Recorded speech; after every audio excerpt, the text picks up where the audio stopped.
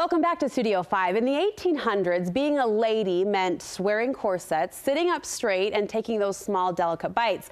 Those female standards have evolved, but is it always for the better? Utah author Jessie Funk challenges the modern definition of femininity in her new book, The Lost Art of Ladyhood, 12 Essential Skills to be Confident and Classy in a Crazy World. Jessie, welcome. Thank you. So good to have you. Congratulations on the book. Thank you so much. A little background on you, for those who don't know, you are and were a talented performer, a Broadway performer. You stepped away from the stage recently to coach, empower, and educate young women on how they can be confident in this changing world. So I'll start with this question. Where do you think young women of today are going wrong? Well, I have quite a few concerns about teenage girls, mostly because I'm a mother. I have a daughter, so I care about this so much. But my biggest concern that I see often that is very damaging in the long term is the crab phenomenon. So there's a bunch of crabs in a bucket and one crab tries to crawl out, all the other crabs try to knock him down. So this is something that I see so much with teenage girls. It is so hard for us to celebrate other women's success.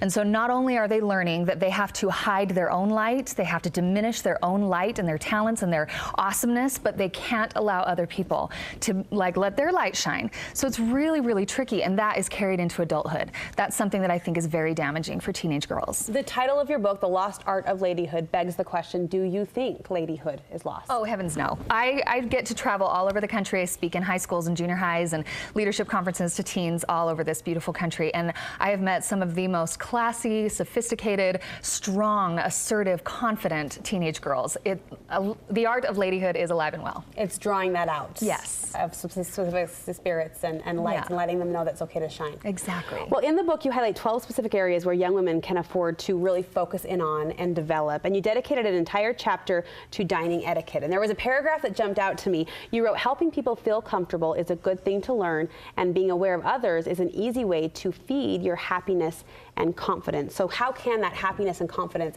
play out around the dinner table?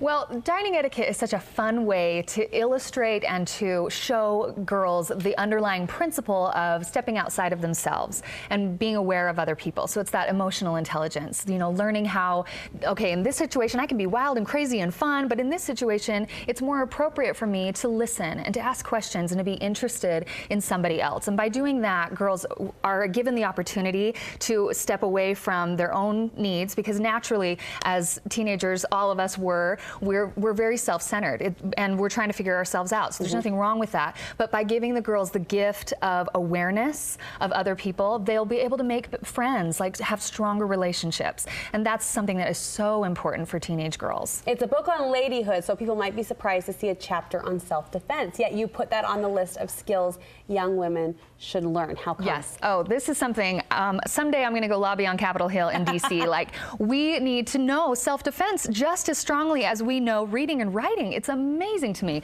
My own daughter and I have been working on our black belts for 4 years. This is something I care a lot about. And the reason why is because we have a statistic in this country that is shocking. 1 in 4 women will be sexually assaulted in their lifetime. That's unacceptable to me. So why aren't we empowering our girls? So a lot of people think, oh, if you teach a girl to fight, she'll want to fight all the time. That is not true. What you're teaching them is respect. You're teaching them discipline. You're teaching them hard work. And most importantly, you're teaching them boundaries.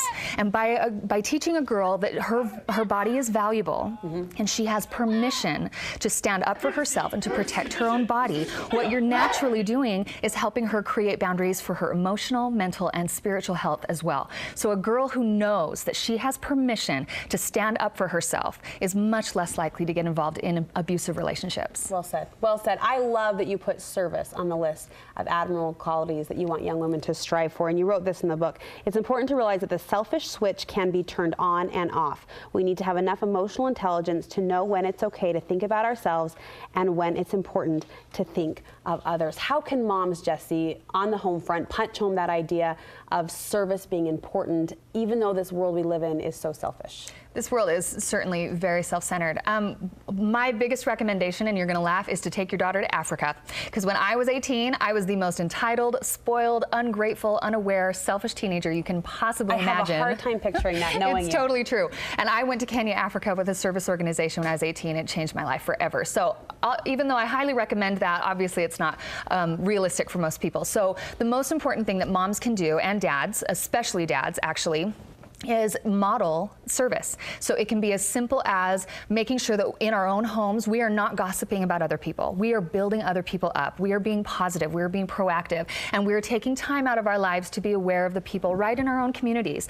And by doing that, you're hopefully helping your daughter and verbally communicating to your daughter. When you're at school, it can be as simple as saying hi to that shy kid in the hall, asking someone new to come and sit with you at the lunch table. Or if you see a kid being bullied, you step in and you put your arm around him and you say, hey, that guy's a jerk, brush it off, like be a friend. So it's service in those daily opportunities, Absolutely. not just in the global big scope. Absolutely. And then obviously making sure that if there are opportunities to do a big service project, like maybe going to a homeless shelter or visiting kids in the hospital who have cancer, I mean, those kind of opportunities are priceless for teenage girls. I also love in this book, you challenge every single young woman to be a leader. You write this: you can be shy, introverted, independent, or have acne-prone skin, or you can be crazy, weird, and hyper, and you can still be a great leader. Being a leader is a character trait that is a choice. So what would you say, Jessie, to that young woman who maybe has thrown her name in the hat for student council or other leadership opportunities, and she's just not being heard in this noisy world? How can she help discover her voice and choose that role of leadership? If you were a teenage girl telling me that right now, I would tell you two things. So the first thing is you need to understand what leadership is. Obviously, we know there's a lot of leaders out there that are not good ones, but the ideal leader is someone who has strong character, someone who is honest, someone who is good, someone who is strong. And naturally, other people want to follow them. They want to be your friend if you have that character within yourself. So it all starts with us. Whether you carry a title or not. Exactly, exactly. So, and then the second thing I would say, if you want an amazing, really legit leadership opportunity, the Ivy Girl Academy, which is the nonprofit that I run, which this book is based on, is launching a brand new program, which is local chapters. And we are looking for women and teenage girls to lead local chapters. And it's all about mentoring younger girls. So there's just a little shameless plug if you want some information about that. It's at ivygirlacademy.com. But I think especially for parents, encourage your daughters to try out for the school council and to try out for student body president and go for the plays and go for the clubs and like put yourself out there. But if you don't get it, keep trying. Like that's where we learn, is in the process. So don't ever discount and say, oh, that was really hard. And don't let your daughter quit. Keep trying and keep exercising that muscle. Well, you're such a role model and a great voice for women of all ages. So thank you so much and congratulations again on the book. Thank you so much, Brooke. We'll remind you this powerful message is within the pages of this book, The Lost Art of Ladyhood. If you want more information about the book or the program Jessie mentioned, go to jessiefunk.com.